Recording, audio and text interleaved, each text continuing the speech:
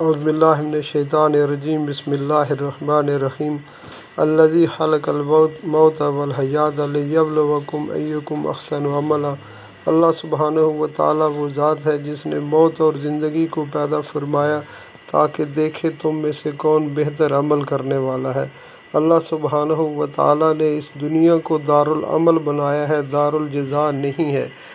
سورہ فاتح میں فرمایا مالک یوم الدین، یا اللہ بدلے کے دن کا مالک ہے۔ جو شخص بھی نیک اعمال کرے گا اسے اس کا بدلہ قیامت میں ملے گا، اور جو شخص بھی کسی پر ظلم کرے گا وہ یہ نہ سمجھے کہ اسے کھلی چھوٹ ملی ہوئی ہے، بلکہ اللہ بدلے کے دن کا مالک ہے۔ اللہ ضرور اسے قیامت کے دن اس کا بدلہ لے گا، اور ظالم کو اس کے ظلم کی سزا ملے گی اور نیکی کرنے والوں کو اس کا اجر ملے گا۔